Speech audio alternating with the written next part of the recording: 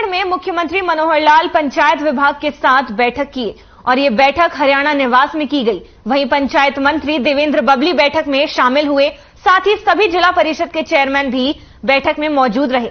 इस बैठक में मुख्यमंत्री के समक्ष जिला परिषद चेयरमैन के प्रतिनिधि भी मौजूद थे, लेकिन मुख्यमंत्री ने बैठक शुरू होते ही जिला परिषद चेयरमैन को ही बैठक में बैठने की हिदायत दी और उनके एवज आए प्रतिनिधियों को बैठक से बाहर का रास्ता दिखाया। जिला परिषद चेयरमैन ने बैठक के दौरान ई टेंडरिंग की तारीफ की और ई टेंडरिंग पर और अनौपचारिक तौर पर बैठक में चर्चा की गई।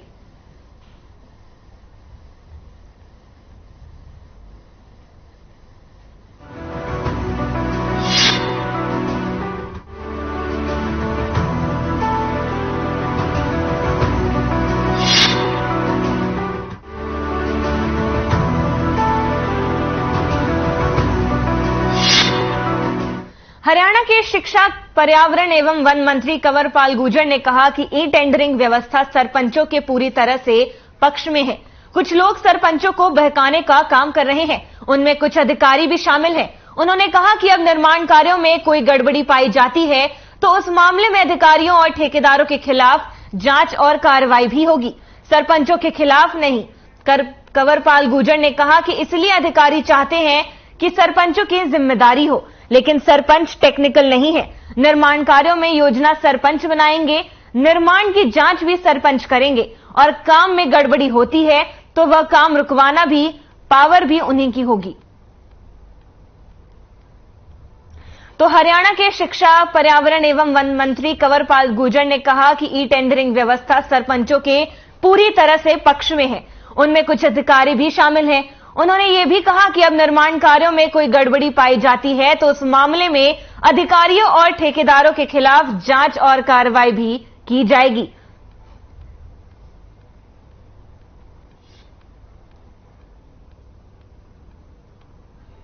जो है वो सरपंच के पक्ष का है, बिल्कुल 100% सरपंच के पक्ष की नीति है ये। लेकिन कुछ लोगों ने इस प्रकार का बहकाने का काम कर दिया, कुछ उसमें अधिकारी भी शामिल हैं, क्योंकि अब सीधी जो जिम्मेदारी है वो अधिकारियों की होगी। तो ऐसे में अधिकारी भी चाहते हैं कि पहले तो जो कुछ था तो जिम्मेदारी सीधी सरपंच की थी, लेकिन सरपंच कोई टेक्निकल एक्सपर्ट थोड़ी है, सरपंच तो लोगों ने बढ़ा दिया। अब जो आदमी टेक्निकल एक्सपर्ट नहीं है उसके ऊपर अगर आप सारी जिम्मेदारी लगाओगे तो गलत है उसके साथ। ठीक है, उसने डेवलपमेंट का काम किया, लेकिन काम कराने की जिम्मेदारी किसकी थी? जेई की थी, तो उन्हें देखना था। लेकिन अगर इंक्वायरी होगी, केस होगा तो केस सरपंच के खिलाफ होगा। तो हमने उसमें एक परिवर्तन किया कि अब ई टेंडरिंग होगी और जो योजना होगी वह सरपंच की होगी। योजना सरपंच बनाया देगा, जांच उसकी सरपंच करागा। अगर वो ठीक नॉर्म उसके नहीं है, पूरा नहीं करता, तो सरपंच को रोक सकता है, उसके खिलाफ कार्रवाई कर सकता है। ये सारे अधिकार सरपंच के रहेंगे।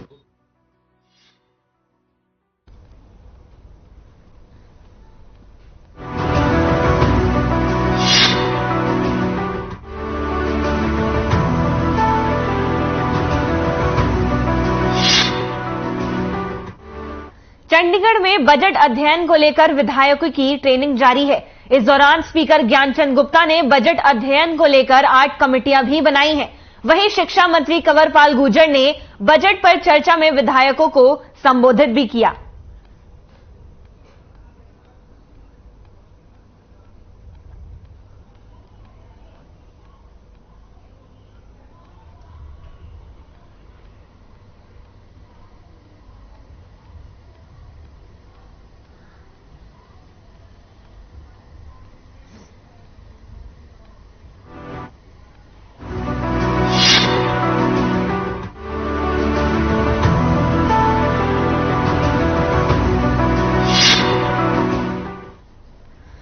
प्रदेश के शिक्षा मंत्री कंवरपाल गुर्जर और यमुनानगर के विधायक घनश्याम दास अरोड़ा ने बीजेपी के वरिष्ठ कार्यकर्ताओं के साथ मुख्यमंत्री के कार्यक्रमों को लेकर जायजा लिया।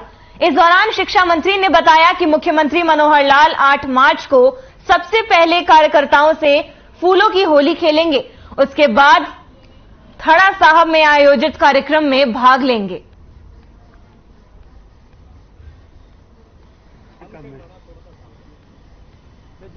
माननीय मुख्यमंत्री जी का जो जोड़िया गुरुद्वारा है उसमें होला मोहल्ला का जो कार्यक्रम है उसमें माननीय मुख्यमंत्री जी यहाँ उसमें शामिल होने के लिए आ रहे हैं। और उससे पहले माननीय मुख्यमंत्री जी यहाँ सभी कार्यकर्ताओं के साथ सरस्वती स्कूल जगाधरी में सभी कार्यकर्ताओं के साथ फूलों की होली खेल लेंगे और सभी कार्यकर्ता यहाँ उनके साथ फूलों की होली खेलने के लिए यहाँ पर आएंगे। उसी की तैयारी के लिए आज हम यहाँ पर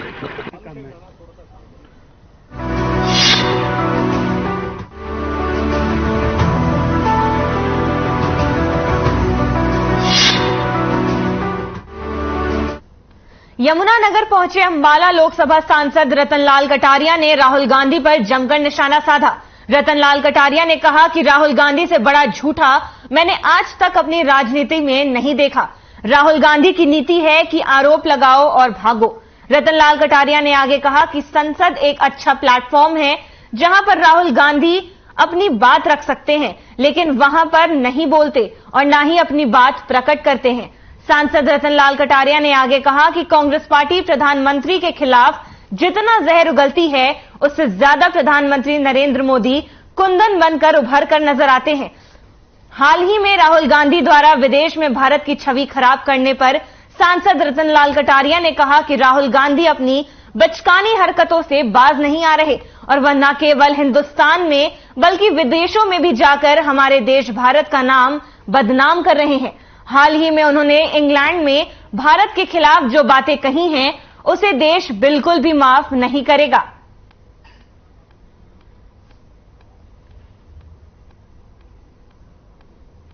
आप ही बढ़ते हैं तो हो जाते हैं बदनाम, वो कत्ल भी करते हैं तो चर्चा नहीं होती। टाटा बिरला डालमिया मफ्तलाल जैसे लोगों को आगे बढ़ाने वाले लोग, आगे बढ़ाने वाली पार्टी आज हमारे से अडानी के बारे में प्रश्न कर रही है। शर्म आनी चाहिए। राहुल गांधी से बड़ा झूठा मैंने आज तक अपने 50 साल के राजनीतिक जीवन में नहीं देखा।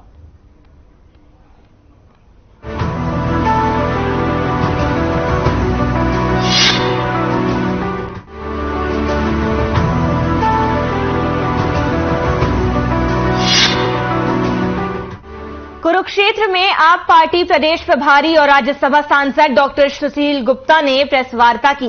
इस दौरान उन्होंने कहा कि केंद्र और बीजेपी की तानाशाही सरकार से हर वर्ग खफा है, जो बीजेपी को भारी पड़ेगी। साथ ही राज्य सरकार पर आरोप लगाया कि सरकार सरपंचों से अन्याय कर रही है। सीएम को सरपंचों के साथ लट की होली खेलना भारी पड़ेगा। इस दौरान राज्यसभा सांसद डॉक्टर सुशील गुप्ता ने निशाना साधते हुए कहा कि हाल ही में जारी एजुकेशन रिपोर्ट ने राज्य सरकार की बेहतर शिक्षा के दावों की पोल खोलकर रख दी है।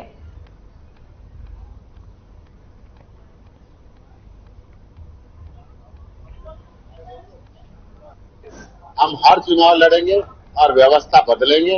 हरियाणा की शिक्षा व्यवस्था को बदलेंगे, चिकित्सा व्यवस्था को बदलेंगे, कानून व्यवस्था को बदलेंगे, रोजगार की व्यवस्था को बदलेंगे।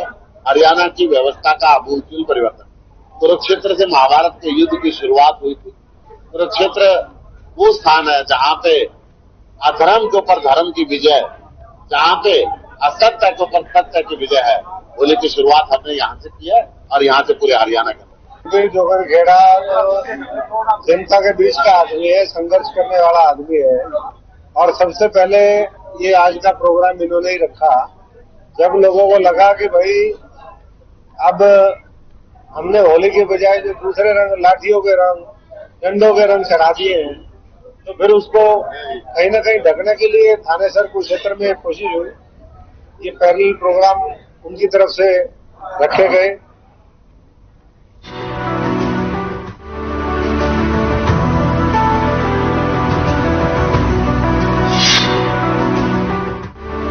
अंबाला छावनी के सुंदरनगर में देर रात खूनी खेल देखने को मिला, जहां दो गुटों में विवाद इतना बढ़ गया कि 3 बदमाशों ने मनोरम नाम के व्यक्ति की चाकुओं से गोदकर हत्या कर दी। आपको बता दें कि मृतक मनोरम मोहल्ले में एक चिकन की दुकान पर काम करने वाले युवक का किसी के साथ झगड़ा हो गया था। उसी मामले में मनोरम दुकान में बात करने गया था, जिसके बाद उन लोगों ने मनोरम से मारपीट शुरू कर दी। हत्या में शामिल 4 आरोपियों को पुलिस ने 3 आरोपियों को गिरफ्तार कर लिया है और आगे की जांच पड़ताल शुरू कर दी है।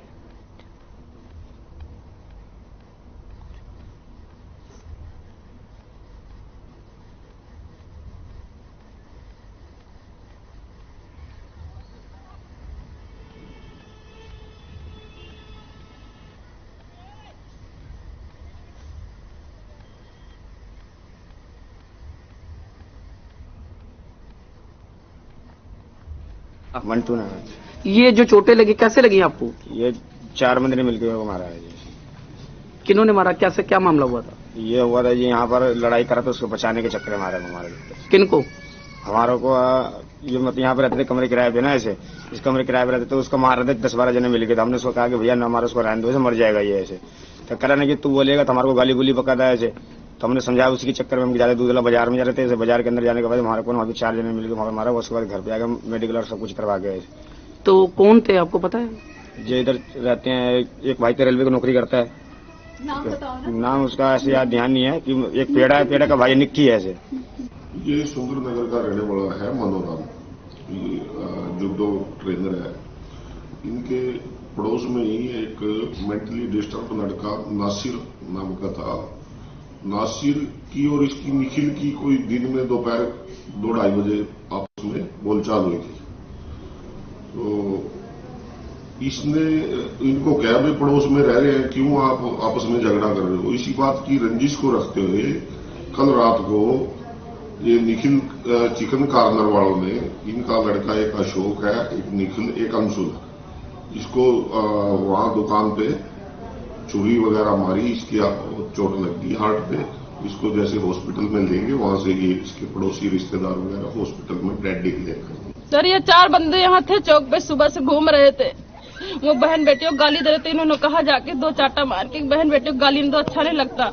बस ये इतनी बात के पीछे रात को 2 बार उनको घेर लिया। फिर यहाँ गली मोहल्ले में खूब लड़ाई हुई। फिर उन्होंने कहा भैया जो बात करनी सामने करो, पीठ पीछे मारने क्या मतलब। उन्होंने बस पीछे चैन पकड़ा, शटर बंद कर, तब चाकू मारा उनके। वो निकलने लगे तो कह रहे भाई कोई बात नहीं, चल गलती हो गई और कुछ नहीं, कोई बात नहीं, हमारी तो जिंदगी बर्बाद हो गई। कितने शख्स थे, कितने जने? 4 बंदे थे। ये सर कुछ नहीं हुआ था, रात को थोड़ा सा बैठे थे इधर उधर, सब लोग वहाँ पब्लिक बैठे थी, पर जरा सा बात के भी दिन में हुई थी पंगा, थोड़ा सा बस बोल चाल में हुई थी। बाकी कोई लड़ाई झगड़ा नहीं हुआ था। उन्होंने सिर्फ एक दूसरे लड़ाई कर रहे थे, उनको मना कर दिया। उन्होंने बस भाई ने क्या करा, 2 थप्पड़ मार दिया। उसी वजह से उन लोगों ने गुंडा बुला के और अपने अंदर बुला के इन्होंने मारा है।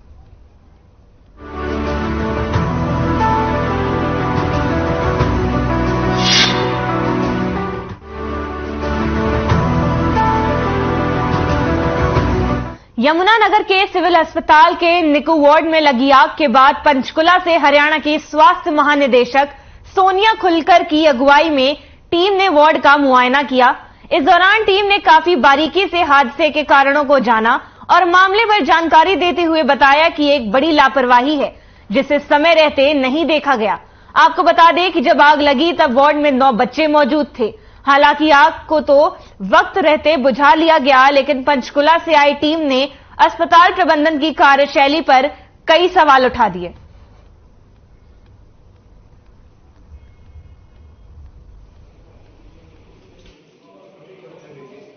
आग का इंसिडेंट हुआ वो बहुत अनफॉर्चुनेट था, लेकिन एक अच्छी बात ये रही कि किसी को भी जान की क्षति नहीं हुई, किसी को प्रॉब्लम नहीं हुई, क्योंकि उस वक्त 9 बच्चे थे एसएनसी के अंदर और सबको, उनकी मदर्स को सुरक्षित थमा दिया गया, फैमिलीज के पास गए और वो जगाधरी में रेफर भी हो गए।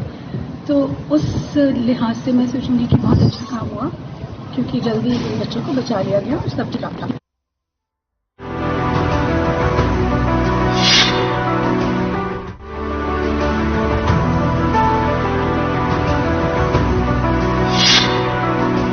पंजाब में अजनाला थाना पर कब्जा कर पुलिस को जख्मी करने वाले खालिस्तानी अमृतपाल का Haryana Punjab border Shambhu toll plaza पर पुतला जलाया गया। एंटी टेररिस्ट फ्रंट इंडिया के राष्ट्रीय अध्यक्ष वीरेश शांडिल्य और उनकी पूरी टीम ने अजनाला थाने पर कब्जे के विरोध में यह प्रदर्शन किया। इस दौरान मीडिया से ये बात करते हुए वीरेश शांडिल्य ने बताया कि गृह मंत्री अमित शाह ने जिस तरह 370 खत्म किया, उसी तरह पंजाब से खालिस्तान और अमृतपाल को जड़ से उखाड़ें। साथ ही उन्होंने कहा कि सोमवार तक खालिस्तान की मुहिम चलाने वाले अमृतपाल पर एफआईआर दर्ज न हुई तो हाईकोर्ट में याचिका दायर भी करेंगे।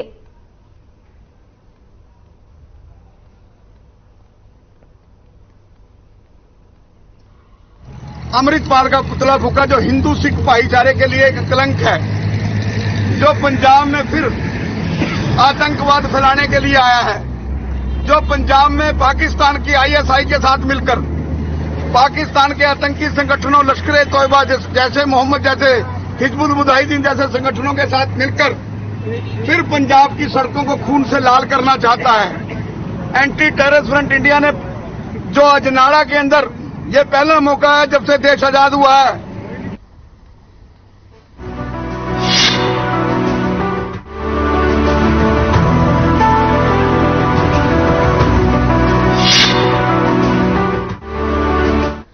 होली का त्योहार जैसे जैसे नजदीक आता जा रहा है, बाजारों में भी रौनक बढ़ती जा रही है। दुकानें पूरी तरह से सज चुकी हैं और दुकानदारों को उम्मीद है कि इस बार अच्छी खासी खरीदी भी होगी। होली का त्योहार मुख्य रूप से रंगों का त्योहार है और इस दिन का हिंदू धर्म में विशेष महत्व है। होली 2 दिनों तक मनाई जाती है, जिसमें पहले दिन होलिका दहन होता है, जिसे छोटी होली भी कही जाती है, और दूसरे दिन रंगों का त्योहार होता है, जिसमें लोग मिलजुल कर रंग खेलते हैं और खुशियां मनाते हैं। वहीं दुकानदार के लिए इस बार की होली को पिछले साल की तुलना में बेहतर बताया गया, क्योंकि ग्राहकों की संख्या तुलनात्मक रूप से पिछले साल की तुलना में इस बार अच्छी देखी गई। इसके अलावा उम्मीद ये भी की जा रही है कि इस वक्त के साथ और बढ़ेगी। इसके अलावा एक और बात है कि इस होली के लिए चीन का गुलाल या पिचकारी भी बाजार में पूरी तरह से गायब है। खास बात तो यह है कि इस बार स्वदेशी सामानों की शॉपिंग खुलकर की जा रही है। होली के लिए बेचे जा रहे सभी सामान इंडियन हैं। लोग खुद भी चीन के बने सामानों को लेने से इनकार कर रहे हैं।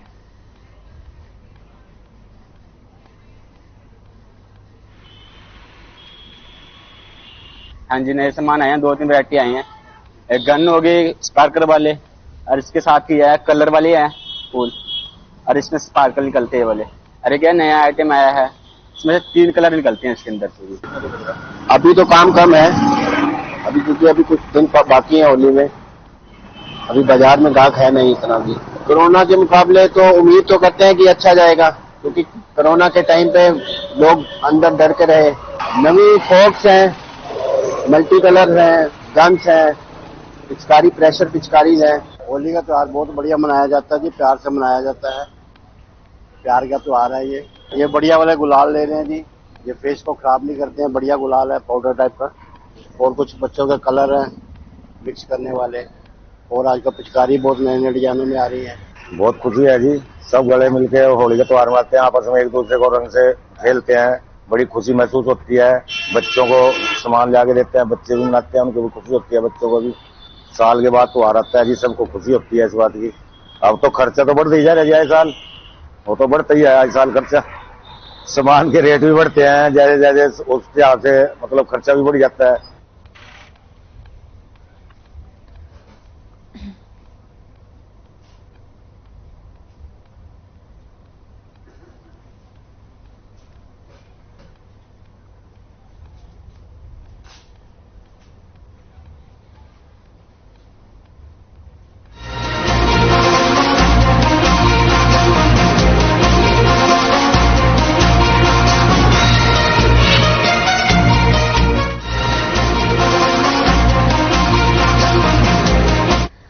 चरखी दादरी अग्रसेन धर्मशाला में भाजपा ने बजट पर चर्चा कार्यक्रम का आयोजन किया, जिसमें परिवहन मंत्री मूलचंद शर्मा ने शिरकत की। इस दौरान परिवहन मंत्री ने कहा कि हरियाणा के मुख्यमंत्री मनोहर लाल ने प्रदेश की जनता के हितों को देखते हुए सभी वर्गों को ध्यान में रखकर बजट पेश किया है। हरियाणा सरकार के बजट से अब गरीब, मजदूर और किसानों के साथ साथ व्यापारियों को भरपूर लाभ मिलेगा। प्रदेश में सड़क व्यवस्था को सुचारू रूप से रखने के लिए भी बजट में विशेष ध्यान रखा गया है।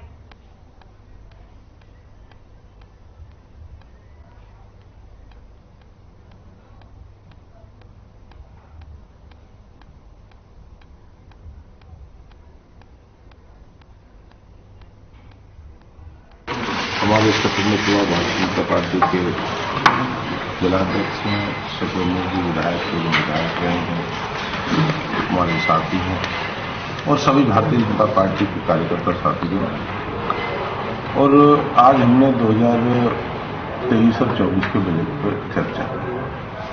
प्रदेश के मुख्यमंत्री मनोहर लाल जी के नेतृत्व में बतौर मुख्यमंत्री, मुख्य वित्त मंत्री होने के नाते उन्होंने जो बजट पेश किया है, आम व्यक्ति का, गरीब का, मजदूर का, किसान का, व्यापारी का, हर चीज को बेसहारा पशुओं को भी इसमें रखा है।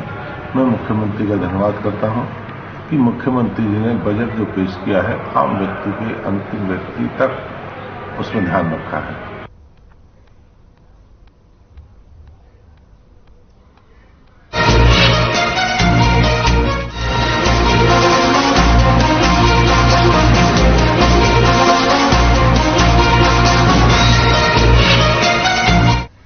कोसली में होली मिलन समारोह और कांग्रेस की हाथ से हाथ जोड़ो यात्रा के दौरान दीपेंद्र हुड्डा ने सरकार पर जमकर निशाना साधा। इस दौरान उन्होंने कहा कि बीजेपी के पिछले 9 साल के कार्यकाल में हर वर्ग की अनदेखी हुई है, जो किसी से छिपा नहीं। भले ही काम न होते, लेकिन बीजेपी से सिर्फ सम्मान ही मिल जाता तो संतुष्टि हो जाती। बीजेपी की इसी सोच ने प्रदेश को विकास की पटरी से उतार दिया, जो सर्वविदित है। साथ ही उन्होंने कहा कि कोसली विधानसभा क्षेत्र की बीजेपी के कार्यकाल में जितनी अनदेखी हुई उससे उतने पहले कभी नहीं हुई। साथ ही उन्होंने कहा कि अब प्रदेश की जनता बदलाव चाहती है, जो 2024 के चुनावों में प्रदेश की जनता करके दिखाएगी और वो समय कांग्रेस का होगा।